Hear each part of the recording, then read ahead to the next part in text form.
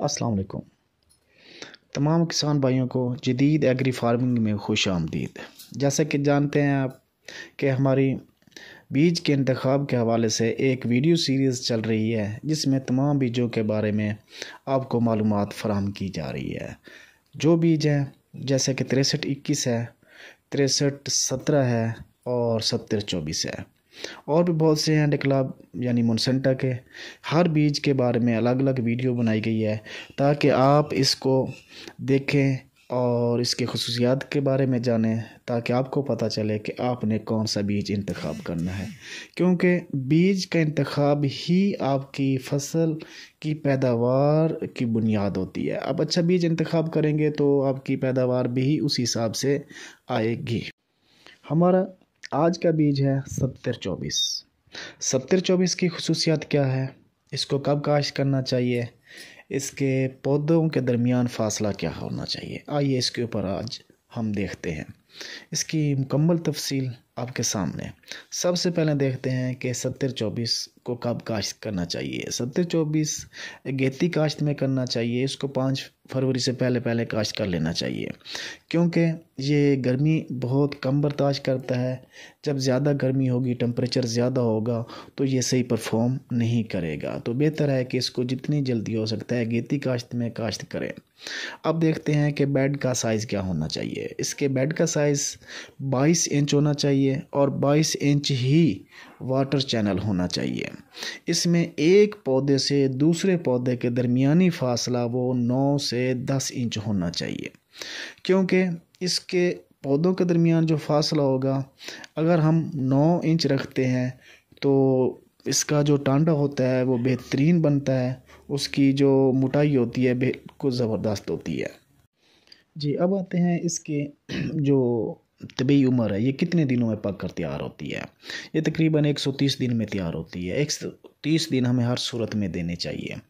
अब इसकी जो पैदावारी सलाहियत है वो 140 मन है। अच्छी मैनेजमेंट हो, अच्छा खाद प्लान हो तो इसकी जो पैदावार सलाहियत है वो 140 मन तक आ सकती है। और इसके साथ मौसम का साज़गार होना भी ज़रूरी है, क्योंकि मौसम ही की वजह से इसकी नशोनुमा होती है और मौसम पर ही डिपेंड करता है कि मौसम किस तरह का है। 140 मन ये पैदावार दे सकता है, आसानी से दे सकता है। अब इसका जो टांडे का, इसके पौधे का जो कद होता है वो तकरीबन 9 से 10 फुट होता है। लंबे कद की ये वैरायटी है। लंबे कद की वैरायटी की वजह से इसमें की पैदावार में इजाफा होता है। इस पौधे की शुरू में ग्रोथ बाकी की निस्बत थोड़ी आहिस्ता होती है, कम होती है। ये 3-3.5 फुट तक ये आहिस्ता आहिस्ता नशोनुमा करता है। आप लोग ये परेशान ना हो कि हमारे पौधे की जो नशोनुमा है वो कम है, रुक गया है, क्या वजह है। ऐसी कोई बात नहीं है, इसका करैक्टर इशू है, इसकी अपनी वजह से ही होता है। और इसका जो कलर होता है, 7024 का जो कलर होता है वो हल्का सब्ज़ होता है। परेशान ना हो कि शायद खाद की वजह से या किसी और वजह से इसका रंग हल्का सब्ज़ है, क्या वजह हो सकती है। इसकी अपनी खसूसियात है जिसकी वजह से इसका जो कलर है वो हल्का सब्ज़ होता है।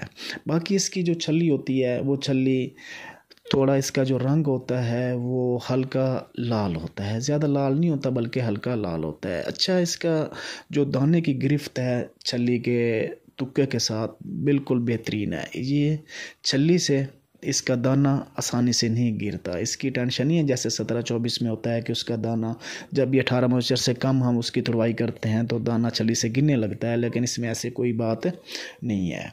बाकी इसके अंदर एक मनफी पहलू ये है कि इसको फॉल आर्मी वर्म का अटैक ज़्यादा होता है बनिस्बत 6317 के।